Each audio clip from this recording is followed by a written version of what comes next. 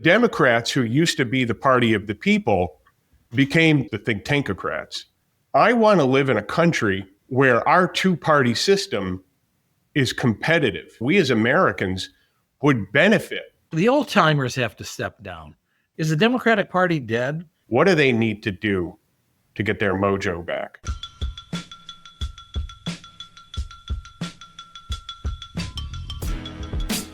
Welcome to another edition of our podcast, Real Polling in Real Time with Zogby. I'm one Zogby. I'm John. Hey, Jer. Hey, Dad. How you doing? I'm the other one, Jeremy.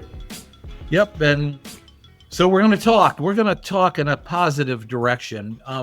Is the Democratic Party dead? That's what folks are talking about. Maybe a little bit too much. We're going to jump right into a strategy session and try to discuss what the Democrats need to do to dig themselves out of the holes that they're in. Hint, they can, I believe. Wonderful. Yeah. So why don't we begin like this? Because there's a lot of data out there to back up what you said. Maybe not so much about it being the party being dead, but that they've lost their way. And that's no surprise. We know that. And we have some data that we'll get to at the end. But I wanted to do an exercise, and I wanted to imagine that you and I are invited to the DNC in a closed door meeting, and we're going to present to them what they need to do to get it back together. And so you're up first. You've got the floor, and you've got the ears of the highest levels of the Democratic Party. What do they need to do to get their mojo back? They need to recall that historically, political parties have been declared dead before and have risen from the ashes, and in fact have risen from the ashes short term, not having to wait for a decade or decades. I'm reminded, this is recent for me, anyway, after Watergate, there couldn't possibly have been a political party on a national level more dead than the Republican Party. They were reeling, they were losing elections at every level, and the RNC had the good fortune and brains to elect Senator Bill Brock from Tennessee, just a wonderful man and smart to be their chairman. And Bill Brock declared everything upside down. He said, we're not going to build this from the top down. We're going to rebuild it from the bottom up. Every election is going to be contested. We're not going to give any district in Congress or the legislature or mayor or sheriff over to the Democrats. We're going to find good candidates and build an infrastructure of the political party from the bottom up. Long story short, that was, in 1975, 76. By 1980, the Republicans had won the presidency and a landslide. They won both houses of Congress for the first time in almost forever, and had elected a significant number of legislatures. What they had was an infrastructure that allowed them to be in power for pretty much a generation. So with that said, what I would say to the Democrats, follow that lead, follow that strategy. Instead of building this party from the top down, from Washington out, you have to go to the local communities, and you have to find out the health in local communities, counties, cities, all over the country of the local Democratic Party. Find good people to serve on committees, find good people to run for office, make sure that as many elections are contested as possible, because if they're contested, then those votes for mayor or town council or whatever are votes that Democrats are collecting, where they may have just allowed the Republicans to just fly on their own. Contest every election, find good candidates. Let your best people speak. And your best people are mayors, men and women all over this country who have to balance a budget and then perform services, and then rebuild, do economic development. And they have to do it under the gun. They have to do it on daily level. They need money, and that comes from the federal government, but they're the ones that determine what is actually working and to shelve that which is not working. They are much more nimble. Let the mayors out, let them speak. Build regional networks of these local officials so they're creating a network to support and push a party from the bottom up. That infrastructure that they build next year and the year after, that could be the infrastructure of folks that run for Congress, U.S. Senate, and the presidency in subsequent years. In the process, by focusing on what works on a local, regional, and state level, you're creating a body of ideas for the national party that's fresh, that's people-oriented, and that came from the bottom of the political structure, from the local voters. Next, and I'm almost done, the old timers have to step down. And I'm speaking as a burgeoning old timer here. Look, I passed the torch, right? It's time to pass the torch and get out of the way. Democrats should just not be, in this era of tremendous change and now tumult, should not be relying on people who were governing in the 60s, 70s, and 80s. The last thing I would do is going to sound weird, but get woke off the agenda. Changes have taken place in attitudes and practices on race and on gender and on social issues like that. I think the way we move forward is organically and not competitively and not zero sum. My gain is at the expense of your loss. I would recommend that party show the series by Ken Burns on country music. Country music is a melange, so hard to track, of jazz and blues and hillbilly and pop and rock and roll and whatever.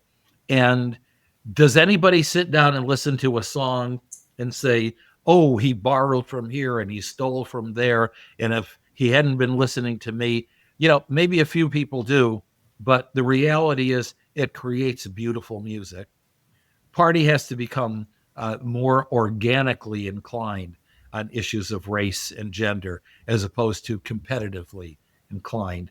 And there's my 7 minutes to the party. Well, I have to say that we are very much in line. And I'll start like this.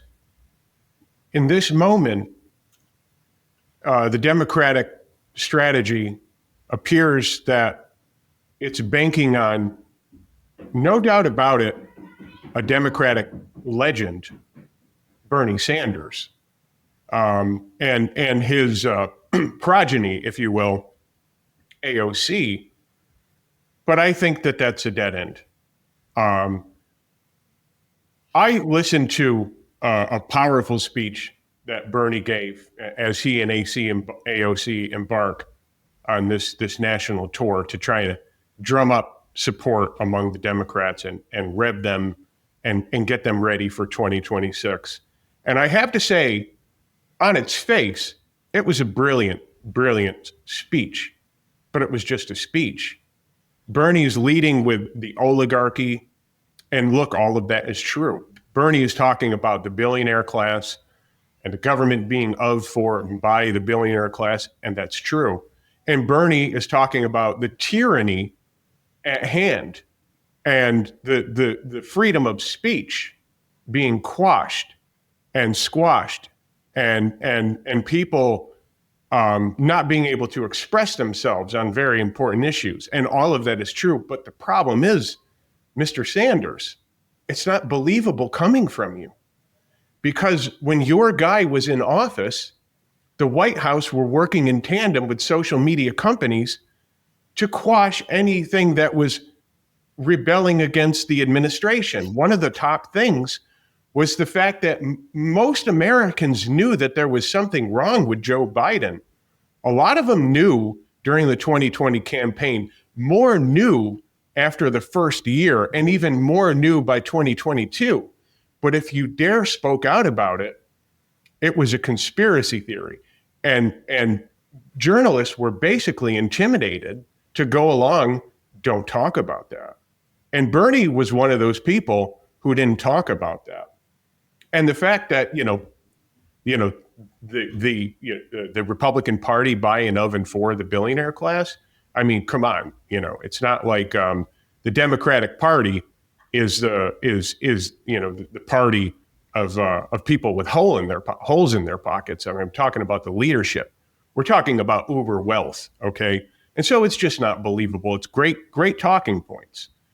And the thing with AOC, and as you brilliantly laid out, Dad, that they really have to get rid of wokeism. The problem with AOC is that she's buying of and for. She's a product when I say she's a product of wokeism, I mean, she was learning that in college, and she was driving that messaging in her activism, and she was running on that as she got to Congress. And so it's a dead end. And so the Democrats, who used to be the party of the people, became not the party of democracy, but the party of think tankocracy. And we could think of them as the think tankocrats. And that a lot of these ideas that they, bullheadedly pushed forward and paid the price for, it was a good short-term strategy to rile and rev people up, but in the long term, it didn't work clearly, and it's not going to. And so when you talk about, and that, by the way, highlights the phenomenon of top-down planning and thinking and strategy, and you brilliantly talk about the bottom up, the Democrats have just lost their way. I'm not saying this to be mean. Here's the fact. I want to live in a country where our two-party system is competitive.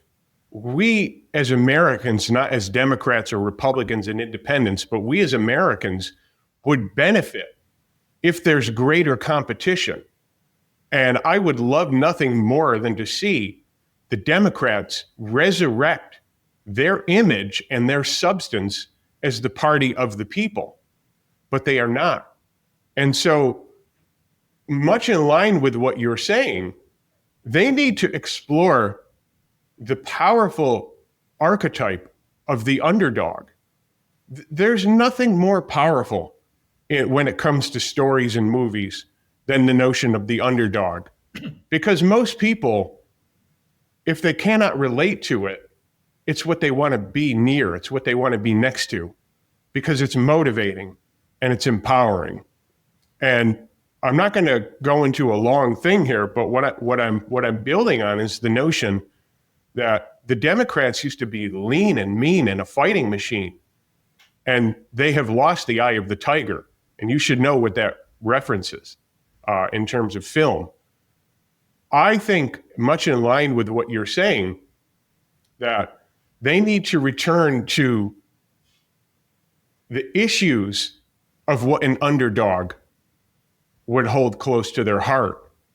And they need to go on a national search into listening and to finding out and really knowing and learning what those issues are, because we know from conversations and we know from reality that the issues that the Democrats took on came very much from the think tank class, were not message tested, and were not organic. These things were basically outgrowths of laboratories in the Beltway, and that's why they failed. And so something like a national strategy involving not a public listening tour to draw attention, but a private listening tour to get back in touch and get lean and mean and back in touch with the common folks and people, and to know what drives them and what keeps them up at night, and to go further to search, because in this nation of 320 million people and a vast array of small cities, there is somebody out there on the cusp right now who could be launched onto the spotlight and could shock the world. I am absolutely certain of it. But they need to create a culture in which that can happen. And I would say that that's basically what I would strongly suggest if and only if the Democrats want to become serious challengers and want to win big again. And so I mentioned that we have some data and that we have a different angle. And again, a lot of people know that the public thinks that the Democrats have more or less lost their way. But I think we have a pretty unique angle here in the question that we asked. Because look, as is the strategy session, we have talked about what the DNC and what the party needs to do, but we have the data to back it up. And I think at a very unique, special angle. And so on our recent national survey, we asked voters this question regarding the understanding of the needs of the American people. Would you say that the Democratic Party stances are very in touch, somewhat in touch, somewhat out of touch, or very out of touch? And so the first staggering data point is that 57% of the public overall say out of touch.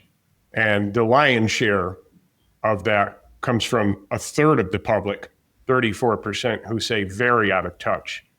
And I don't really so much care about the Democratic Party and the Republican Party and how that breaks out, because this is a partisan, hyper-partisan situation that we're in. I zero in instantly on the independent vote, of which 55% of independents say out of touch. Of that, 38% say very out of touch.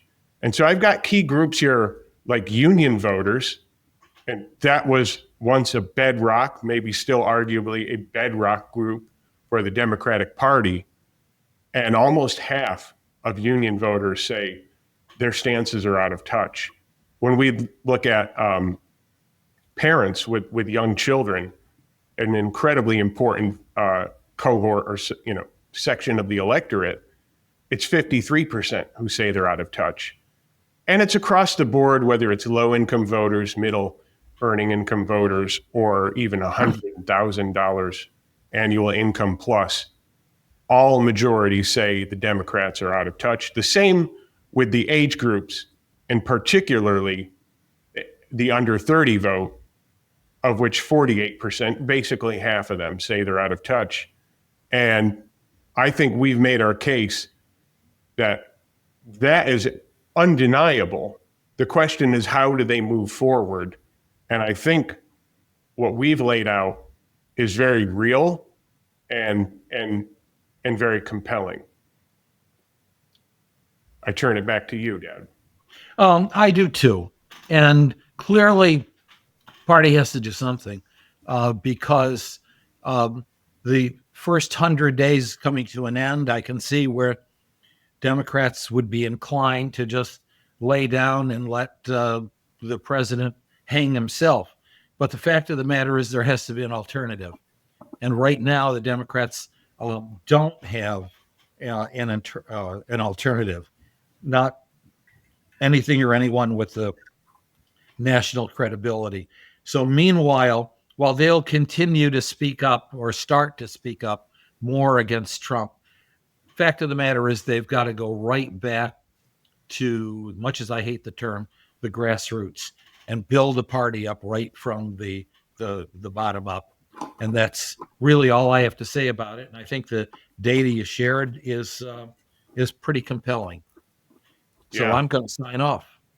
I'm just going to remind folks, first of all, what do you think?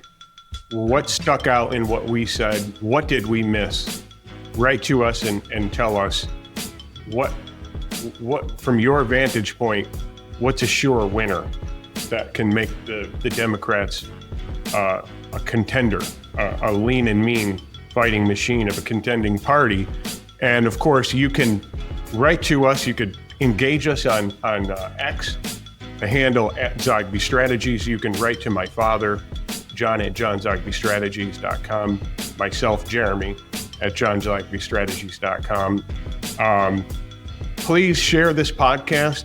Get the word out, the message out. I think we all want to live in a nation where there are parties, where basically on voting day, we can say to ourselves, ideally, they're both pretty good choices, but I'm going to go with this one. That would be the ideal situation.